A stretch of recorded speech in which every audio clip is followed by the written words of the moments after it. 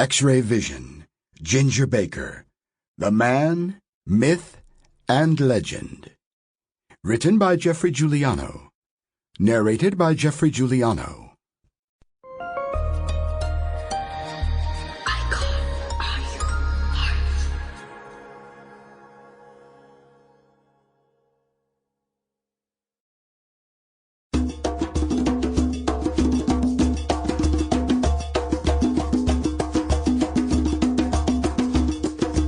Welcome to Ginger Baker in Conversation.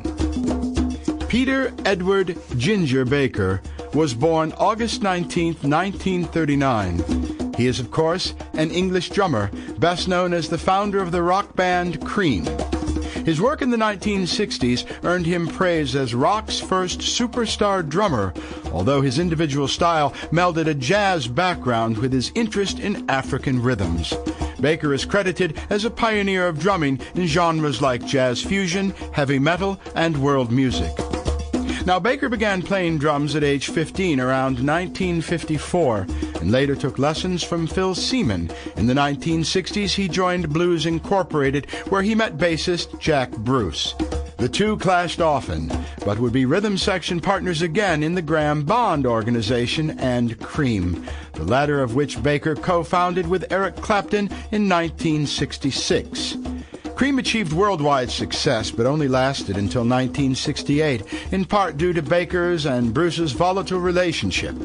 After briefly working with Clapton in Blind Faith and leading Ginger Baker's Air Force, Baker spent several years in the 1970s living and recording in Africa, often with fellow Ransom Kuti, in pursuit of his longtime interest in African music.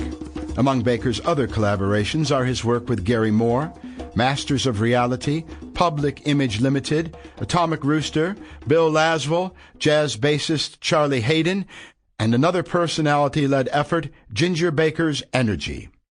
Baker's drumming attracted attention for his style, showmanship, and use of two bass drums instead of the conventional one. In his early days, he performed lengthy drum solos, most notably in the Cream song Toad, one of the earliest recorded examples in rock music. Baker, too, is an inductee in the Rock and Roll Hall of Fame as a member of Cream, and of the Modern Drummer Hall of Fame in 2008, and of the Classic Drum Hall of Fame in 2016. That being the annotated chapter and verse biography of Peter Ginger Baker, let me tell you where I came into the story.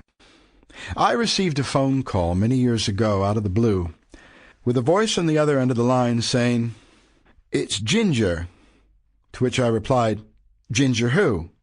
He said, "Ginger Baker, you idiot. I want you to write my book." This was at a time in my career when I was pretty much in demand, and I was somewhat surprised and very honored to get the call. We then met up with Mr. Baker in California at his home with many dogs, horses, and a lovely wife, followed by meetings in New York at the offices of Jim Fitzgerald at St. Martin's Press.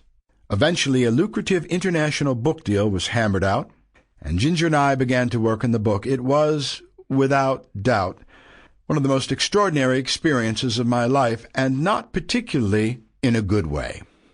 I worked on the book very hard, and as much as Ginger said he liked it on Monday, he loathed it on Tuesday, lukewarm on Wednesday, wanted to fire me on Thursday, and loved it again on Friday. It was very difficult to know where you stand at any given time with Peter Ginger Baker at the helm. In putting together the book, we headed into Mark Studios in Clarence, New York, near my home in Lockport, where we did a marathon of about 2 weeks of extensive and intimate interviews with the legendary drummer. They were insightful and nerve-wracking, and you hear them here today for the first time. In fact, I haven't even listened to them since they were first made over 30 years ago. The tapes, since first recorded, have traveled with me all over the world, under the bed in Thailand, in a closet in Oregon, locked up for years in Billings, Montana, finally to be recovered, retrieved, and transferred from the deteriorating DATs onto a hard drive in 2017 in Milan, Italy, by my good friend Alex. Despite the sheer volume of the tapes involved, it was a kind of King Tut's tomb of rock history annotated by the great Ginger Baker. To hear them today is a rock. Sample complete. Ready to continue?